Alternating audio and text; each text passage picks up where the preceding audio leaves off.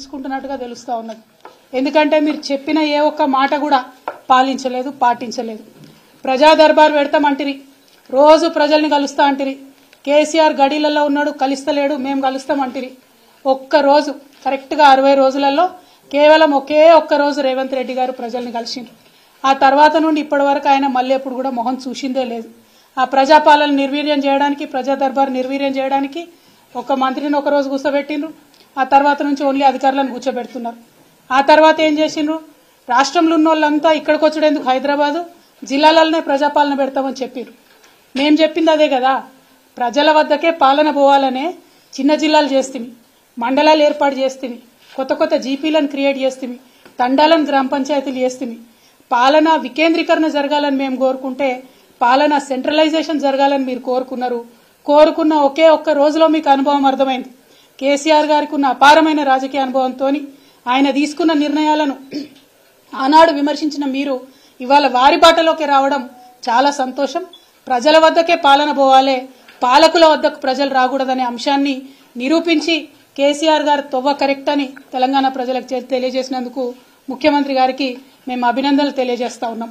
అదేవిధంగా మీరు ఇచ్చిన మాటలు, ప్రజా దర్బార్ అంటిరి, పోకపోతిరి, నాకు కాన్వాయ్ ఎందుకు, నాకు పెద్ద కాన్వాయ్ వద్దు, నేను సింపుల్గా పోతా, 15 కార్లు కాదు 9 కార్లే కావాలి, నేను పోతే ట్రాఫిక్ ఆపకండి అని ప్రగల్భాలు పలికితిరి. ఇవాళ హైదరాబాద్లో ప్రయాణం చేస్తున్నటువంటి ప్రజలందరికీ తెలుసు, ముఖ్యమంత్రి గారు కాన్వాయ్ పోతుందంటే ఎక్కడికక్కడ ట్రాఫిక్ ఆపుతా ఉన్నారు. కానీ దాన్ని కవర్ చేయడానికి మీ చుట్టూ ఉండే బాజా భజంత్రీలు, ప్రాపగండా టీమ్స్ ఏమంటున్నారు, అయ్యో అంబులెన్స్ వచ్చింది రాగానే మా ముఖ్యమంత్రి తవ్విచ్చింది అంటున్నారు. ఇయ్యాలే కదా, మినిమం కట్టసి కదా. చెప్పిన మాట తప్పి ఉల్టా ప్రాపగండా చేసుకోవడం. కేవలం ఈ ఒక్క విషయమే కాదు, కుటుంబ పాలన అంటిరి. మరి వాళ్ళు అధికారికంగా మీ సోదరులు కొంతమంది జిల్లా రివ్యూలలో వేదిక మీద కూర్చోబడుతుంది, ఇంకా కొంతమంది సోదరులు వేరే వేరే నియోజకవర్గాలకు ఇన్ఛార్జీలు ఉండబడుతుంది, ఇంకా కొంతమంది సోదరులు ఏమేం పనులు చేస్తున్నాయో ప్రజలందరికీ కూడా తెలుసు. సమయం సందర్భం వచ్చినప్పుడు తప్పకుండా అవన్నీ కూడా బయట పెట్టడం జరుగుతుంది.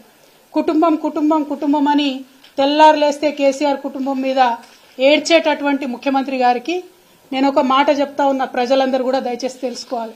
ఇవాళ రాష్ట్రంలో కాంగ్రెస్ పార్టీ నుంచి 22 కుటుంబాలకు టికెట్లు ఇచ్చినారు. 22 కుటుంబాల నుంచి అధికారికంగా ఏదో ఒక పదవిలో అభ్యర్థులు ఉన్నారు. గడ్డం వినోద్ గారు, గడ్డం వివేక్ గారు, కోమటిరెడ్డి వెంకటరెడ్డి గారు, కోమటిరెడ్డి రాజగోపాల్ రెడ్డి గారు, మైనంపల్లి రోహిత్ రావు గారు, మైనంపల్లి హనుమంతరావు గారు, ఉత్తమ్ కుమార్ రెడ్డి గారు, పద్మావతి రెడ్డి గారు, జువ్వాడి నరసింగరావు గారు, రత్నాకర్ రావు గారు కొడుకు, కూచాడి శ్రీహర్రావు గారు, రత్నాకర్ రావు గారి కుటుంబ సభ్యుడే, దుద్దిల్ల శ్రీధర్ బాబు గారు, మాజీ మంత్రి శ్రీపాదరావు గారి కొడుకు, ఒడితెల ప్రణవ్ గారు, తాత మాజీ ఎంపీ సింగాపురం రాజేశ్వరరావు గారు, దామోదర్ రాజనరసింహ గారు, తండ్రి మాజీ మంత్రి సి రాజనరసింహ గారు, అట్లానే చెరుకు శ్రీనివాసరెడ్డి గారు, ముత్యం రెడ్డి గారు కుమారుడు, పి విజయారెడ్డి గారు, పీజేఆర్ గారి బిడ్డ, అట్లనే కోట నీలిమ గారు, సనత్ నగర్ కాంగ్రెస్ జాతీయ నాయకుడు పవన్ ఖేడా భార్య ఈమె. మన రాష్ట్రంతో సంబంధం లేదు, ఏం లేదు, కానీ సడన్ గా వచ్చిర్రు పారాషూట్ టికెట్లు. చిట్టం పర్ణికారెడ్డి గారు, మాజీ ఎమ్మెల్యే నర్సిరెడ్డి గారి మన్మరాలు, కూచుకుల రాజేష్ రెడ్డి గారు, నాగర్ కర్నూలు దామోదర్ రెడ్డి అన్న కొడుకు,